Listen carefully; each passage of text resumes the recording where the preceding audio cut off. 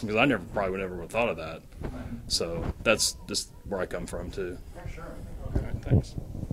And I'll jump back into Burn Notice for reasons previously stated. So. I haven't seen that show yet. I'm going to check it out now.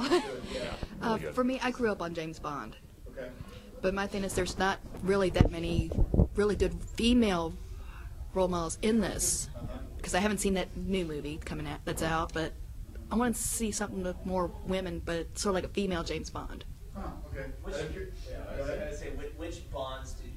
the Bond movies did you like the best, or which couple? Did you like the Connery stuff? Oh, Sean Connery, definitely. He's God. Really classic, yeah, really classic stuff. Yeah. Okay. Anyone in particular? See that in mind? I just love everything I like everything that's about the Bond films. Like, okay, you've got adventure, you've got romance, you've got kill people. It's like, yes. I know, I'm weird. No, you're not. I mean, I'm the only woman here. I mean, I feel like so outnumbered here. No, We had a long discussions about this. Oh yeah. When we released Classic, I was very proud of this fact. We had probably 40% women at our demos for the first year. Yeah, so Spycraft was very popular with women. I think 2.0 sort of distanced them a little bit. We're hoping to get them back with third. So. It gives us an outlet for our aggression. That's what it is. All right. I like Burn Notice. I've got it on my DVR. All the James Bond movies. But also my newest one is the new Get Smart. I just got to see it on HBO, I think. It's awesome. It has a great female character in it, and I highly recommend it. What would you pull out of them? What was the thing that you would, if you were like building the perfect spy game? What would you pull out of them for? I mainly like the teamwork and car chases. Okay. Mainly teamwork. Okay. I guess I'm kind of all over the map. I mean, I would say movies like, say, Shooter, La Femme Nikita, the Bourne movies, and essentially because, as I've said earlier, I mean, like, gadgets are only going to get you so far. I mean, you need some kind of humanity in there, whether you look upon spies as, these romantic figures that, act on the fringes of society, or whether you look upon them as fallen knights, because some of them definitely are. So that component, I think, is important. I also like the things that you put out with Spellbound, being able to take kind of like that X-Files twist. You're going down this one road, it's a disappeared scientist, and then there's something else that's going on. That was really nice, and that's what kind of drew me into the game. So.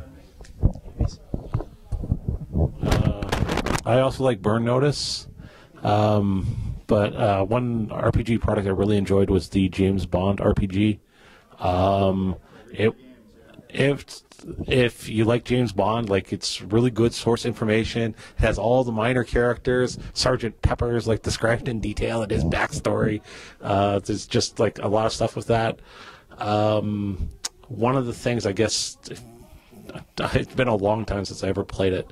One of the things I remember is sometimes you would fake your own death to, I guess, lower your exposure level, I guess, in kind of your game. It's actually, if you watch the earlier James Bond movies, it actually is quite common that he has to fake his own death for various reasons. So there's quite a few where they think he's dead, but of course he never is. And the other thing I remember about that system was if you get captured, character could get scarred. And I remember one person getting very, very upset that his character got scarred. So, because there's permanently, that's it, he's scarred for life. Yeah, but you have to get a cool scar, like the chin scar, the Harrison Ford, lip scar. Well, I think in the system, it made it, if you had a scar, then people were more likely to recognize you as a spy. So there was, I can't. It's been so long. It's been so long, but it was such a good book, just like as a James Bond reference and as a game. So. I'm not going to be terribly original here. I'm going to have to go with the Bourne series, and I think it's for a reason that somebody else pointed out earlier when they were talking about gear. Bourne is to me like almost like an urban survivalist. He can take any part of his environment and turn it into a weapon or a tool, and it's not like he doesn't have to have the high-tech gadgets to get by. So just that versatility and the ability to kind of move invisibly through this highly surveilled world full of cameras and everything. Oh, the spook. That's the other class we forgot. The spook. Yes. Yes. I just had a question, like more what he was saying about the.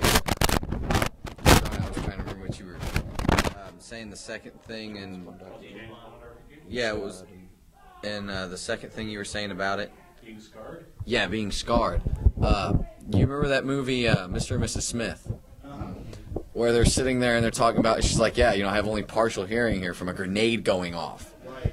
That was something I found, characters get real brandish. And they're just like, oh, well, I run out here and I blow this fan up. I'm like the van 5 feet away. Right. Like you blow that up with an RPG. It's like, how do I incorporate, is there a part for Spycraft 3 where it's like, all right, dude, from now on, all your hearing checks diminished by like 20%. Yeah, actually, I have 3 things I want to say. So first of all, on gadgets, we are doing a scaled version of gadgets this time around. It will scale from none all the way up to volcano islands and crazy lunar rail.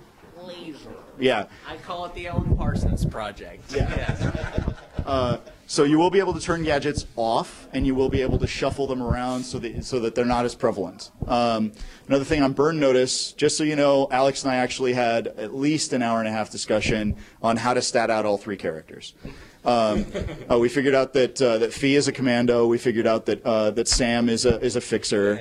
And Michael is a troubleshooter. And until we were satisfied that they could work solo class, we didn't let the classes go out. That was a major influence for us.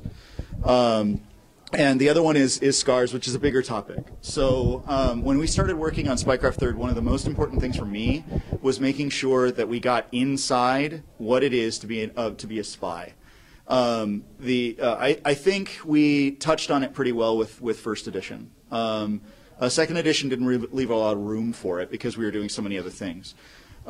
This time, you'll see soon enough how this plays into everything that we're doing because there's a certain cohesiveness to the overall product that